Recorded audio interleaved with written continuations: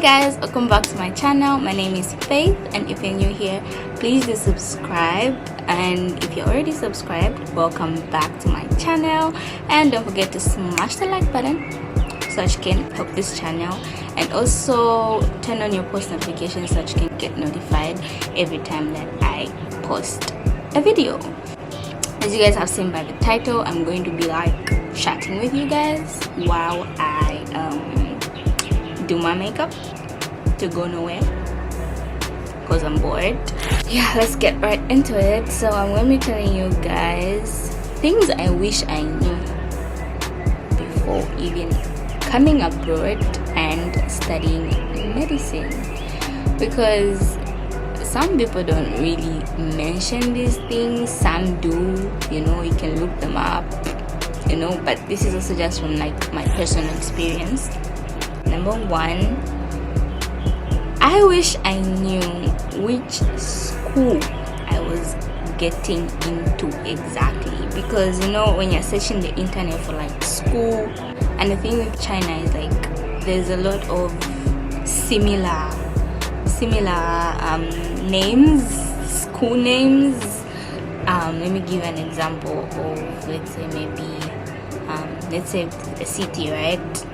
It's named after the city. Like, so many schools are named after that city. A lot of schools in that city are named after its name. Is what I'm saying making sense? So yeah, I found a school, right, which was Zhejiang University. Yeah, which is like the provincial school. Yeah. So getting into that, what happened was that my mom knew somebody who knew somebody who was at this school that I am at now, which is Zhejiang Chinese Medical University. Keep track of the names. Zhejiang Chinese Medical University. The person was like, oh, that's the same school, but no, what I was looking for was Zhejiang University. And then the person was like, oh, I have somebody who's at the same school, but actually they were at Zhejiang Chinese Medical University. And that is how I ended up here, because the names are very similar. I didn't really know which, and I didn't really do like research or anything like that. And when I reached here and the environment was different from what I was seeing on the internet, I was like, wait a minute, what is going on here? And then I went to compare the schools. I'm like, oh, so I'm actually in a different school. And that's how I just carried on. The second thing I wish I knew was that med school is expensive. It is really expensive. Thirdly, it was really going to be hard to like receive money from home without having a visa card. I don't know if I thought the money just going to be falling from the sky. I honestly don't know what I was thinking, not making a card before coming here. The next thing, support matters. Like, you need like a support system, especially if you're going into something as serious as medicine, because it requires a lot of your energy and effort and just a lot of focus. So having a support system is actually important, because you need somebody to cry to, you need someone to vent to, you need someone to talk to, and also you need advice. Because if you don't have those things, it's very hard to like work your way around certain things. Attendance matters. So I used to think like, okay, back home in my country, I used to think, okay, it's normal, like you can miss class. I mean, you're in university, I mean, it doesn't really matter as long as like you're clearing your courses. I don't really know how it is because I haven't studied there, but that's just like what I thought. So I thought it was like the same thing for here, like you can miss class and just pass your exams, baby. No, your attendance counts. Let's say you've passed your exam, but your attendance brings the final score down, then you failed. You have to rewrite. Also, I don't know if it's just my school or it's just schools here in general. I'm not too sure. They don't like let you practice much. Like it's more of theory,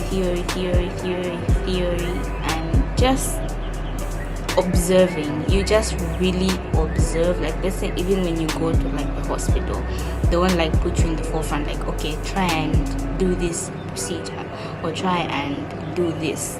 No, even though like you've learned about it, they won't really like let you do it unless maybe, I don't know, that's just the experience I've had. Maybe it's different for other people or different for like other schools, but that is just the experience I have had. So it's more of observing what's being done and you learn like that. But you do practice, like let's say maybe back in school you practice on like models, dummies and yeah, things like that. But like in hospital setting, it's not so much. One is going to push you to study. Nah, either I was in boarding school, you had like a specific time to do everything, like bell rings, you gotta go. If not, the prefects are going to come and punish you. But here it's a very different story, and I think it's the same for everywhere. In university, like nobody's going to tell you like, oh, it's time to go study. You just have to push yourself. Push yourself.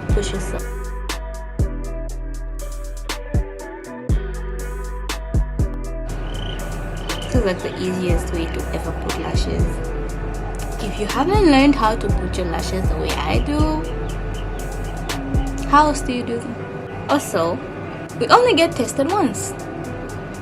Never really have like tests, like regular tests, like okay, we're having a test on this day to test you guys on what we have learned. I could seriously count the courses that have done that. It's a number, but majority of the courses only get tested in the final exam, and that is it's hard because you don't really know what to expect. You don't know how questions come, and not a lot of people have like access to study material like that getting tested in the exam, and that's the exam, that's like the final thing to do. So it's quite difficult. You have to like put in extra work. Language is going to be like a huge barrier. Most of the teachers can speak English, so it's very hard for them to like maybe explain. If you had to like make them explain something to you in Chinese, they would definitely explain it very well. But then when it comes to English, like they'll even admit like, okay, it's very hard for me to like explain what I'm trying to like teach you, so maybe you would like watch a video first. They do speak English, but then like it just comes like certain parts of the class where like maybe they can't like explain like certain words properly. And then the thing is that you're not going to learn like medical Chinese, learn like basic Chinese. It's not like a whole medical course in Chinese.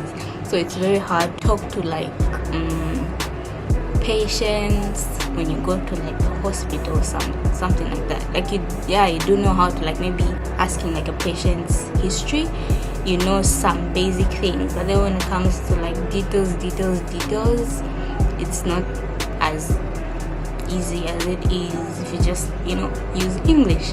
Of course, like the teacher will be there to like translate, like, okay, this is what patient is saying. You would understand certain things because of course you know some Chinese, basic Chinese, but like medically deep, nah. Studying Chinese is like a big thing. Like for you to graduate, you need to pass like HSK, which is like the Chinese exam here. like HSK 4, there's like levels. There's HSK 1, 2, 3, 4, 5, and I think there's 6, if I'm not mistaken. But for you to graduate, you only need like 4, and if you don't get that, you're not going to get your degree. Also, like, just the weather gets like really extreme. When it's cold, it's cold. When it's hot, it is. You just feel the need to even be walking naked.